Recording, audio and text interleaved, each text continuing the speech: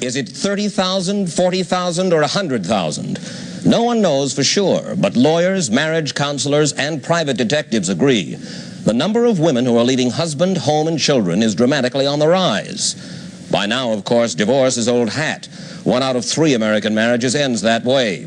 But what is new is the number of women frustrated by a life they call barren and emboldened by the women's liberation movement who are just walking away from their marriages. Who is the runaway wife, the dropout wife? This is just like my kid. Meet Wanda Adams of Seattle, Washington. Back in the 50s, she was a top student at Washington State, the May Queen, a finalist for Sweetheart of Sigma Chi. She married her college sweetheart 3 days after her 21st birthday, and they stayed married for 14 years. Here's Don Adams, big man on campus at Washington State in the 50s, outstanding senior of the class of 1959, president of the Interfraternity Council. Now he's an executive with the Boeing Company. 2 years ago, Wanda took off, walked out, leaving behind her husband, a comfortable home, and 3 handsome kids. Pat and Christopher, who were then 6 and 7, Susan, who was 10. You want to see it? Wanda had grown restless. She returned to work, got caught up in the radical scene at the University of Washington, and found herself alienated from Don and the kids. Finally, as we said, 2 years ago, she just up and walked out. At first, leaving all 3 children with Don, then deciding to take her daughter Susan, now 12, with her across town to the counterculture neighborhood of Seattle, where, now divorced and accepting neither alimony nor child support, she lives in a dilapidated old Victorian house that she's trying to turn into a women's center. What did you expect out of marriage? Well, I think I expected more or less the traditional thing, American dream, so to speak, that, well, really, all I ever wanted to do was to get married and have babies. My mother says the same thing about me. And I just had this sort of vision of myself being happy and wafting through the house in a pink peignoir with, you know, the baby in my arms. But I really believed that I would be happy doing that. It didn't work out that way. Why? It's too difficult, living in the kind of isolation that families have now, being tied to the home and to children, talking to 4-year-olds and 5-year-olds, and rarely seeing another adult, unless it's a neighborhood woman for coffee. And I had been through college, and I had taught for a couple years, and I missed that. I missed the contacts that I had. You may have had outside interests, but you give up on many.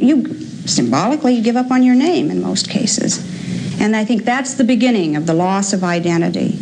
We got married in the late, in 1957, and that was, the marriage was another step in what was to be a relatively routine life. You go to high school and you graduate, you go to college, you graduate, you get married, and you find a job, and then you start to grow within your job, and you make more money, and you buy a bigger house. Anything wrong with it?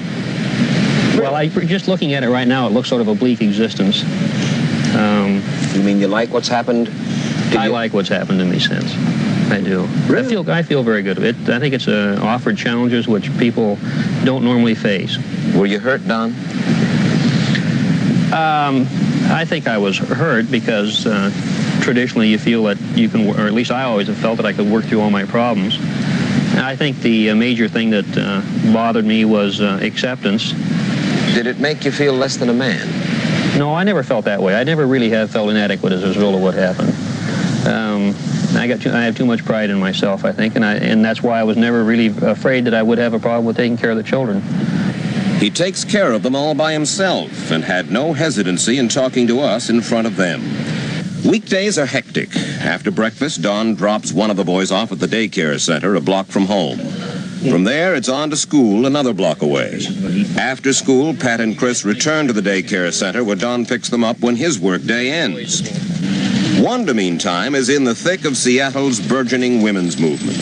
She spends her time not only raising Susan, but raising the consciousness of other women at rap sessions and at occasional lunches with other wives who have walked out. I feel that it's difficult to make some people understand. You know, when you say that you want to, when I say that Dawn and I grew apart, which we did, completely different direction. We were completely different places.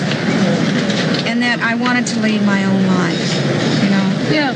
And people just don't, you've got to say something like he was beating me or you were in love with somebody else. Oh, I was in love with somebody else.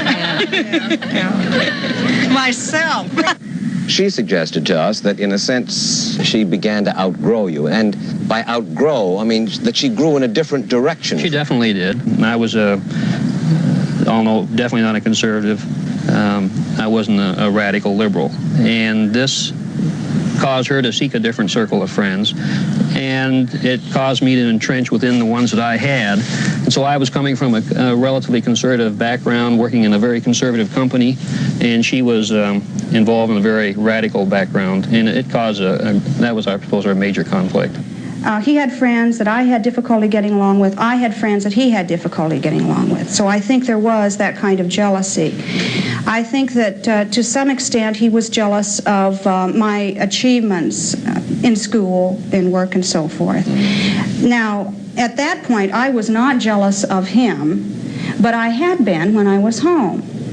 You know, I was jealous of the fact that he could leave the house every day and see other adults who were involved in what I thought were interesting activities, and he could be out in the community. He had a kind of freedom that I didn't have. Marriage and your home were a kind of prison. Right. She's a very strong woman. Definitely. Very determined woman. Yes. A leader? Oh, I would say definitely a leader. Was she, in a sense, the leader in your own family? Oh, I hesitate to say that. Maybe my ego was being struck when I would respond. I don't know how to respond to that. I've always thought of myself as being a leader also. In our family, I think she was the stronger one with regard to our relationship. I do think that. And so when she came to you and said, look, I've had it and I'm going to walk. That's not essentially the way it went, but I got the picture. She walked. And despite the real bitterness and anger there surely must have been, today Don and Wanda have only kind words about each other, though they both rule out any chance of reconciliation. Don was the kind of husband who really tried. You know, he did the dishes, and you know, sometimes I feel like people think that is the greatest battle. If you just get your husband to do the dishes, you know, or run the vacuum, you've got it licked. But I still felt that I was taking care of, I had the responsibility for 5 people. Well, all right. Look, you undertook a responsibility. I don't mean that once you've undertaken a responsibility, you can't get out from under it, but you undertook a responsibility for yourself, for Don, and for 3 kids. You're a grown person. And what you're really saying is that I left that responsibility. Didn't you? No, I don't see it that way, because I think that I still fulfill a commitment or a responsibility to everyone. Now, I'm not being a wife anymore. I'm really not even what you'd call a traditional mother. Meantime, the kids, let's say, who are strewn in your path are the ones who suffer. Oh, you really think that? I don't. Or are you just being the devil's advocate? To a certain extent, I'm being a devil's advocate, sure. I think that the children would have suffered if we had stayed together. And I think they would have suffered much more. The few weeks before I left, I realized that for the first time in our marriage, 14 years of marriage, that I was taking out my tensions on the children. Now, I don't think that would have ended, and I don't think therapy would have helped and all of that rigmarole that many people try to go through. I don't think the children are suffering now. I really don't. Patrick, do you miss living with your mother? Yeah. You do? I think it is difficult for the children, and but it's one which I think it's the best one worked out. It would have been very difficult for her to raise 3 children. It would have been extremely difficult for me to raise 3 children.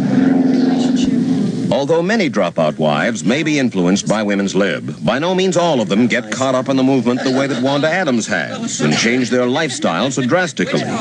Faithfully every week, she leads a rap session at her home. Would you like to pass the line down? Yes. I need a beard.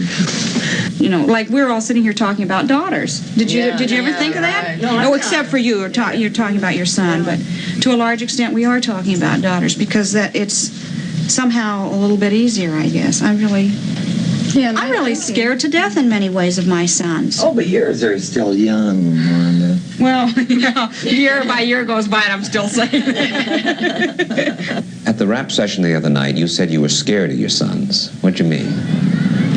Well, I was scared of them in the sense that I don't have the kind of relationship with them that I have with Susan now. It's not as easy for me to talk to them. So it's difficult for me at times to be with them because I want a kind of intimacy that I don't have. You see the boys 2 days out of the week, and you see Susan every day, obviously. Well, yes and no. But, no, I mean, she's your responsibility, right? And you have chores around this house. And what's the difference? No, that's way too much. Grade about half of that, and then let's see how much there is. And then you have to make the base first. When we have company, I don't have to apologize if the house isn't spick and span. And frankly, no one expects me to. Before, there was always that kind of feeling underneath that, I should be serving the guests, I should be doing, something, be responsible for their welfare, and as well as for my family. In other words, I felt weighed down with all of the roles that I had to play as a wife. What would you think of a fella, a husband, took off, left his kids, left his wife? What do you think of a man who does that? Well, I'd like to think that intellectually I could understand part of it. But I think that it's very difficult to understand a person who just totally walks out on the whole thing.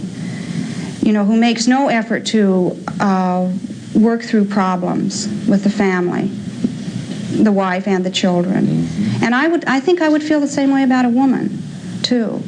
Even though I might have more empathy for the pressure that she had been under. What in the world is this pressure? Look, I know that being a mother and a wife and a housekeeper and a homemaker and all of those things are tough. But a man has chores every day, too. He goes to work frequently at a job he doesn't like. But I think women have an unequal responsibility in many cases. I don't think that they're really getting the kind of support financially. I mean, housework isn't, there's no financial reward in housework, really. Well, there's your home. And it's hard work. Well, of course it's hard work, but there's your home. But is it your home? In most states, it is not your home. It's your husband's home. And that money is his, and he can go out and buy anything he wants to, never without your signing your name, without the wife signing her name to the contract. Mm-hmm. And she doesn't have that right or that privilege. Even after I left, and we were separated, but still legally married, and I moved into this house, they had to check with him when I wanted to order oil for the furnace, for heaven's sake. Who supports you now? Well, I'm not employed right now. And it's a difficult thing for me to talk about, because, for instance, I was working at North Seattle Community College at one point. And when people learned that I had left my children and so forth, I was seen as an irresponsible, immoral woman, and the taxpayers were up in arms over paying my salary. And how can we let such a person work with young children? So for the last few months, Wanda Adams has been on welfare, but she's about to begin a new job driving a school bus. Unlike Wanda, more and more women are just running away, disappearing completely into cities across America. And their startled husbands are turning to private detective agencies like Tracer's Company for help. A decade ago, says Tracer's president Ed Goldfader, virtually all the runaways he looked for were husbands. Today, he says, it's all even. One runaway wife for every runaway husband. I see a syndrome or a spread, a range of people, not necessarily all falling into one category. That is, women of varying maturities, intellectually, of varying interests. For example, from the simplest situation of a woman who got married thinking that marriage was fun and games, and now is faced with the drudgery of housework, or has been faced with it for many years, to the highly intellectual, highly intelligent woman who thought that marriage was going to be an opportunity for her to be a helpmate to her husband in his career aspirations, and finds now that he's so busy clawing his way through during the week that when he does get a free moment on the weekend, it's the neighbor's wife that he makes a pass at, not his own. Has women's liberation contributed mightily to this whole phenomenon of the runaway, the dropout wife? There's no question in my mind that it has. Not necessarily just the movement itself, but the exposure that the movement has had to the public. What it really has done, it has given the woman who has been smoldering with some discontent and not really being able to identify it, and certainly not knowing what to do about it, a direction that she has never had before. You think that there are a lot of women who feel the way you did and would like to do what you've done? Yes, I know that. I know that. I would say that there must be, for every one of us who does it, there must be, 50 or 75 or 100 that would like to do it.